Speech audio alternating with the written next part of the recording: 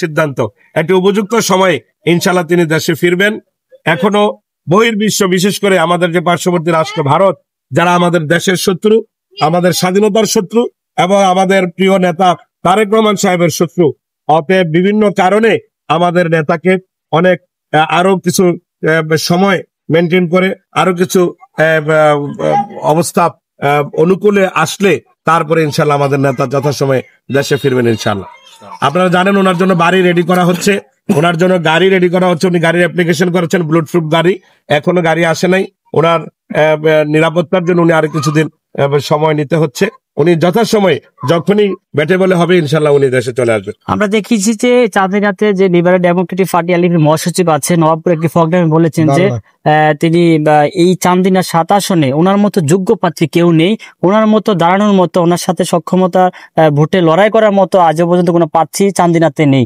এই কথাটি আপনারা কিভাবে দেখছেন বিএনপি তৃণমূল নেতা কর্মীরা? দেখেন, এক এক জিনিসের যোগ্যতা এক এক দিক থেকে।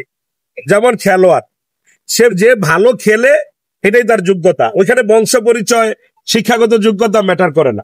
কে ভালো খেলতে পারে ওইটা ওইখানে ম্যাটার করে।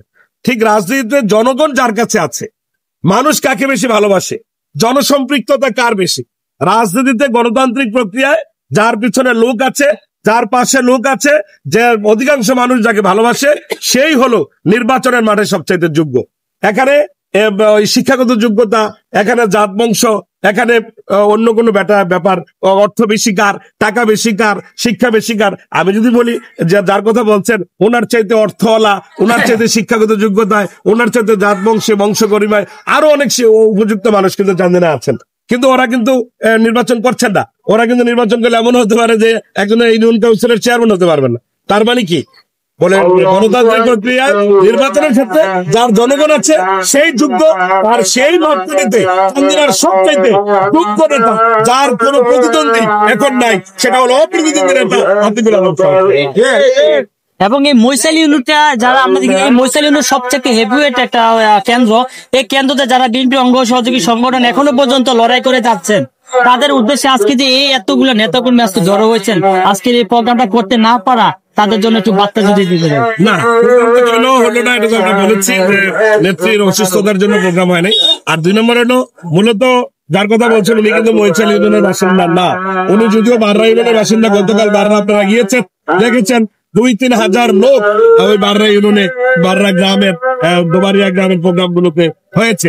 আর উনি বাররা ইউনিয়নের বাসিন্দা, কিন্তু মৈশালে উনি অফিস আদালত বা ওনার মৈশালে বসে, মৈশালে বাজার কেন্দ্রিক ওনার স্কুল কলেজ যেখানে আছে, এই জন্য অনেকে মৈশালী ইউনিয়নটাকে ওনার ইউনিয়ন মনে করে।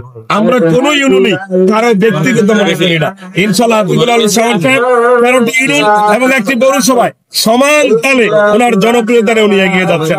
অতএব অমুকটা অমুকের ইউনিয়ন, অমুকটা অমুকের ইউনিয়ন, এটা ম্যাটার করে না। যদি এটা বলি তাহলে তো পৌরসভা একটা বিশাল ব্যাপার, তো পৌরসভা বাড়ি আমাদের নেতা, তো ওইখানেও তো আমাদের নেতার আকাশচুপি জনপ্রিয়তা।